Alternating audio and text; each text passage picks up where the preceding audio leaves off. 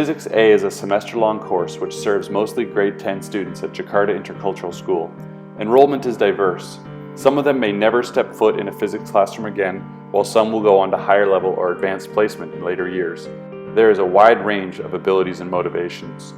The class has a long history at GIS and is a well-oiled machine that has been built and modified by top-notch physics teachers into a thorough, rigorous, and engaging experience.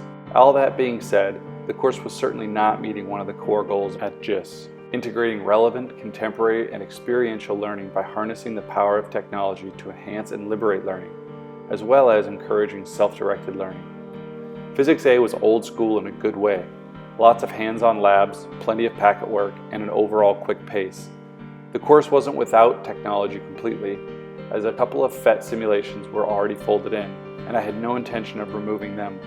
For my final project in Course 5 of COETAIL, I wanted to carefully avoid throwing the baby out with the bathwater. Paul Brown, a fellow COETAILer and crucial member of my professional learning network, wrote a blog post about a program he had discovered called Algodoo.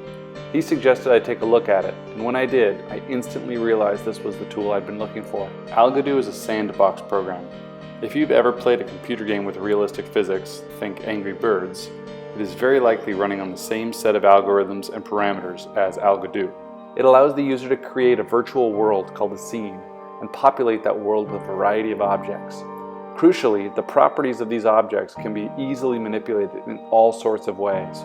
Let's say you want to make a ball slide down a hill. You can change the density, the mass, the coefficient of friction. You can even change the force of gravity. Try doing that in real life.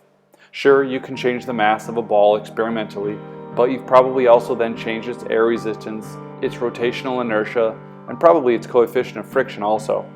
Good science demands that we control confounding variables, and Algodoo lets us do this quickly and perfectly without all the in-real-life issues that so often derail student understanding. The program is open source, iPad, Mac, and PC friendly, free, and used all over the world. It is one of the most powerful learning tools I have ever seen. Starting with the ISTE standards, the most relevant to this project is Standard 1C, using models and simulations to explore complex systems. Basically, students were creating their own simulations rather than relying on pre-packaged models, which ties into Standard 1A, using existing knowledge to generate new products. The second most applicable standard was 6A, dealing with the use and understanding of technological systems, and of course they also did a lot of troubleshooting, Standard 6C. By uploading their Algodoo scenes into AlgoBox, an online repository, and downloading scenes for reverse engineering, they also interacted and published their products with a worldwide audience, Standard 2A, though this was admittedly a minor component of the project.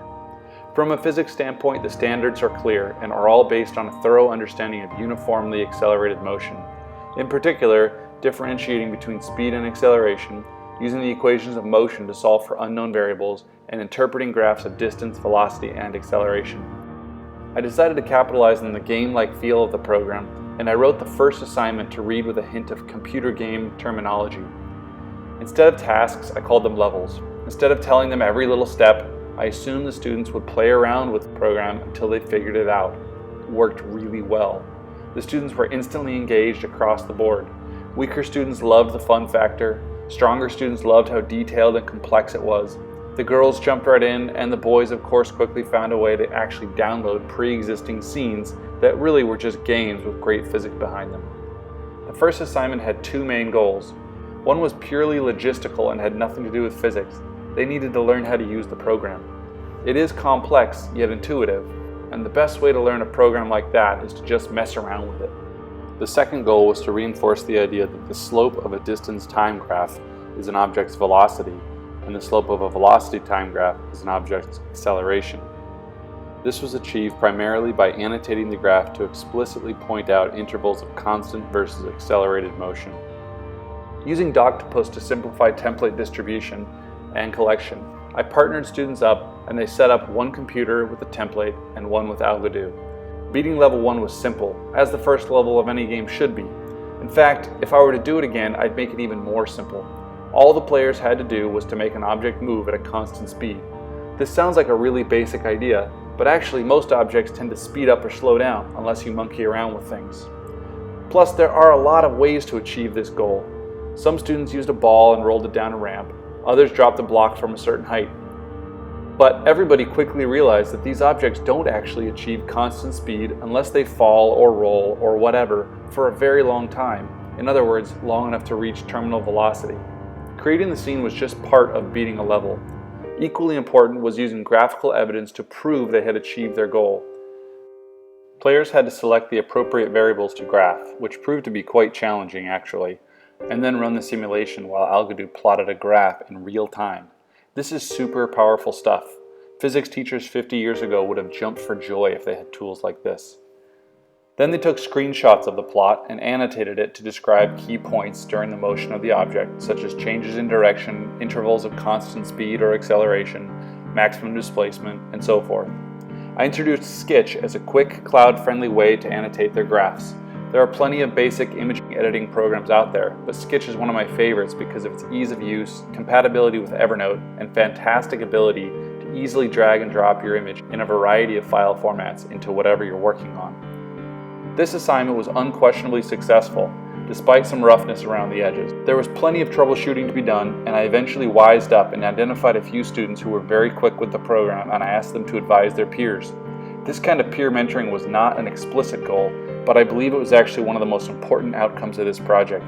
We are in the business of growing human beings, not physicists, and our school claims to be best for the world, so it seems a worthy goal to encourage peer mentoring. Student feedback was overwhelmingly positive. They understood that the point of the assignment was mostly technological in nature, and they appreciated the creativity and personal choice they were allowed during the assignment. Over the next several lessons, I used Algodoo in a more teacher-focused manner. I would create a scene which demonstrated a concept and project it on the whiteboard. Often, I would show a relevant graph. Students would respond to questions and solve problems based on the scene. This was laying the groundwork for the second official assignment, which was considered as a summative assessment. In other words, it would count towards their grade. The overall assignment was to create a scene which would form the basis for 3 practice problems of varying difficulty, which they would write, including one that required the use of a graph to answer. I gave the students 1 full day in class and set the due date for about 1 week out. I wanted to encourage students to have some fun and be creative with the assignment, so I gave some marks for fun factor and complexity. However, the bulk of the points were to be earned by creating practice problems that were solvable, relevant, and of varying levels of difficulty. They were also required to produce a high-quality answer key.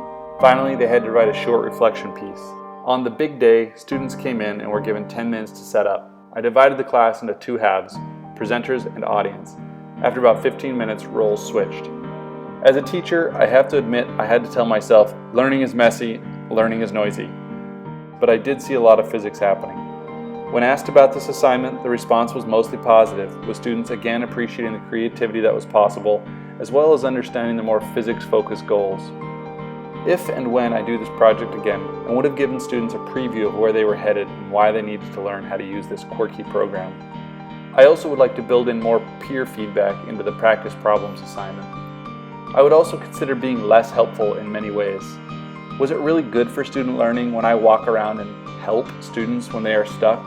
Or am I taking away their opportunity to battle through a problem and solve it for themselves? Of course, the counter-argument is obvious. If I just sit there and plan my chemistry lessons instead of helping them, are they really going to figure out how to change the frictional coefficient on their own? I think a middle ground here would be a well-made cheat sheet, which would have the basic goal of showing what is even possible and relevant to the goals of the assignment. For example, the thruster tool is really neat, but unless you know that you can set it to have an activation key, it is just going to be on full blast all the time, which is seriously annoying.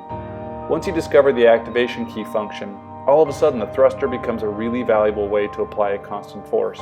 So after weeks of using this fantastic tool, I had to ask myself, did I achieve redefinition? I'm not sure I did. Students could have created practice problems using actual cards, real-life ramps, and physical timers, which makes me think I'm just substituting IRL for VR. Pretty low on the SAMR scale. But in reality, the number of issues that would have arisen if this same task was attempted using physical equipment would be so numerous as to render the task dead on arrival. The use of Algodoo removes the pesky inconveniences of random error and confounding variables and replaces them with machine-like repetition and total control over all aspects. It also allowed for precise measurement, allowing physical laws to speak for themselves. Instead of requiring constant hand-waving rationalization at every step, citing air resistance, timing, friction, the list goes on. The simulation allows the learner to focus on what works, not what doesn't work. In that sense, the use of Algodoo was an important augmentation in that it gives a major functional improvement. Without that augmentation, I never would have given the assignment in the first place. Therefore, I believe this project has achieved the coveted status of redefinition. This course was taught without Algodoo during semester 1. I could do statistical analysis comparing semester 2 with semester 1, but I know enough about statistics to realize that would be extremely presumptuous and invalid. I will say, however, that after 8 years of teaching, this project felt good in my gut.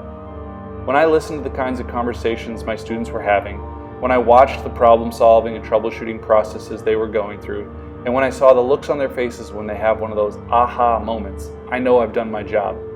Algodoo is just one tool in the toolbox, but I now consider it one of the most versatile, student-friendly, powerful, and most importantly, fun tools that I've ever come across.